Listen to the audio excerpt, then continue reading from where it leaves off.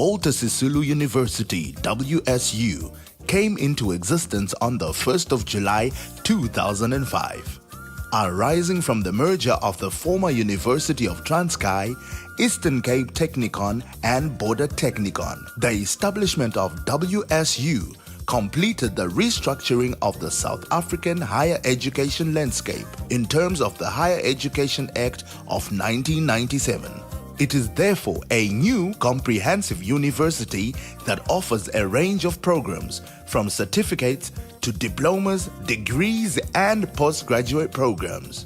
WSU straddles a vast spectrum of the urban and rural divide of this region.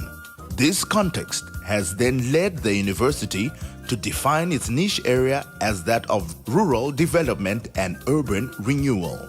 The Faculty of Medicine and Health Sciences, as it was called then, it started off in 1984, as a matter of fact, but it was inaugurated in 1985. And I happen to have been the founding dean who started this. I was appointed to the University of Transkei in 1984 and started organizing and collecting staff, advertising posts, and then even setting up that there should be students to apply. The faculty was a new faculty in 1985 at the University of Transkei then. And it started small with a few students. I was among those few students. There were 12 of us, and we started with this MBCHB2. And because it was not a fully fledged faculty,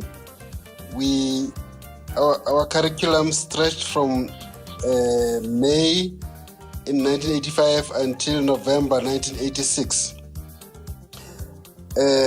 When we started, the recruitment of staff was still ongoing, and we only had one department, full-fledged department then. It was the Department of Anatomy, headed by Professor Ngwana Pakuma, and later on a Department of Physiology was opened, headed by Professor Knight.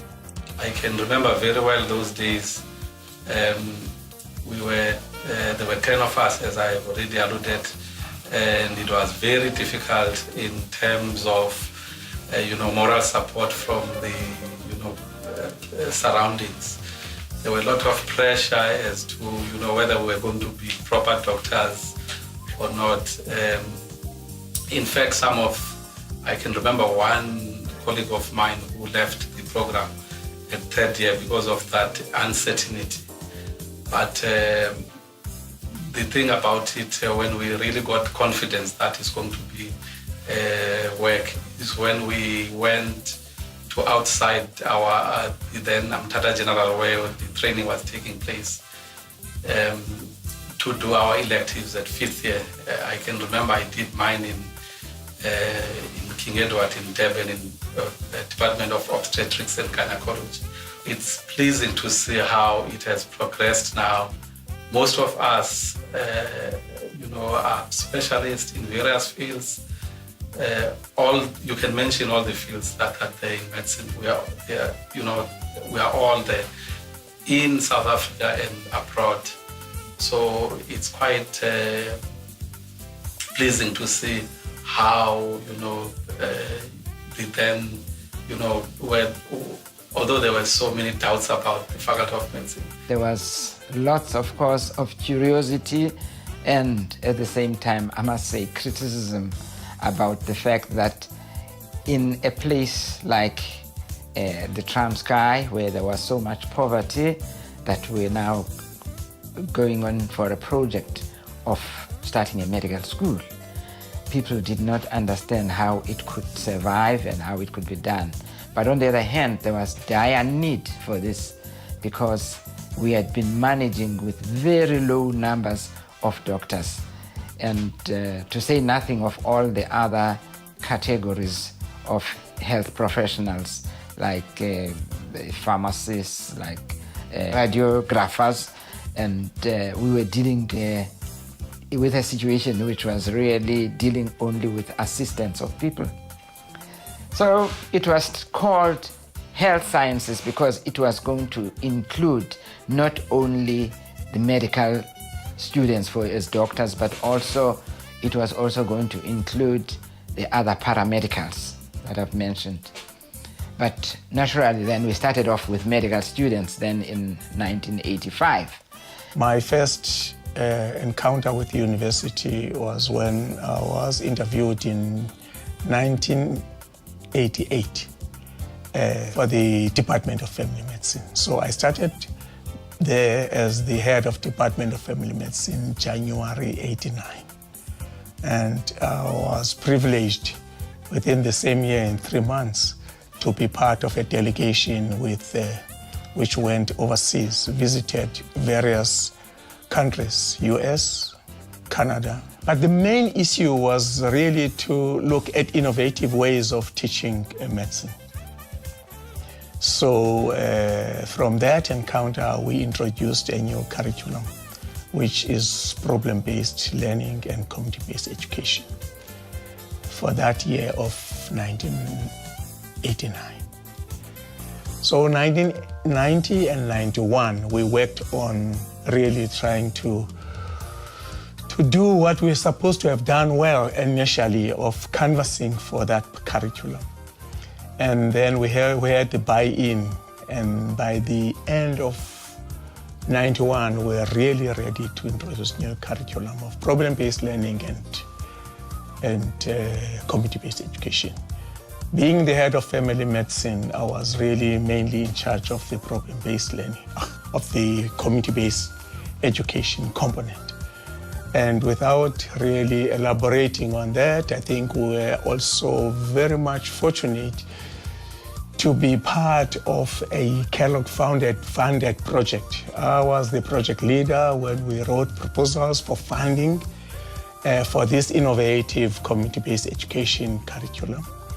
So from 1991 to 1997, we managed to put up community health centers around Umtata. Begweni Health Center, Gangelizo Health Center, Mhlakulo Health Center, and Bazia Health Center. Now, from there, we were able then to teach students, not only centrally, but also in the community. The Cuban medical collaboration in general started in 1996. The first group of Cuban doctors coming to South Africa arrived in February 1996, around 92 or 94 of them. For the first time in the history of South Africa, a large contingent of Cuban doctors arrived in that date. 1 year later, in 1997, the first group of Cuban medical lecturers, professors, arrived in the number of 23. And that was an answer of the President Fidel Castro to a request of President Mandela, because the Faculty of Health Sciences of Walter Sisulu University, at that time it was called University of Transkei, UNITRA, was threatened by the medical council to be closed because of the lack of staffing to keep that school. So that's why that immediately Fidel Castro decided, yes, to help once again South Africa in sending Cuban professors, Cuban lecturers. It was a very, very rough journey. First of all, we had to start right from scratch. We did not have any members of staff. We did not have any facilities. We did not have any laboratories. There was virtually no funding. We had crowns from the different faculties. And the professor, Albert Fiona, worked so hard to get some bit of money from the other faculties so that the faculty would start. I remember we started in it is used virtually, which I had to quickly convert into a section 2. The first intake we had, it did include some people who also did not come from Transkei, and some people who even were not just the Xhosas, or if I can say, the black people of Transkei. All right, these medical students, they were quite daring, and we called them pioneer students, as we were pioneering on this. And the many prophets of doom that we had at that time, they thought that after a year or two would give up and call it a day, because we essentially didn't have so much money either for setting up this. But because it was supported by the government of the day, then we were going to take some funds from all the other departments to assist in this.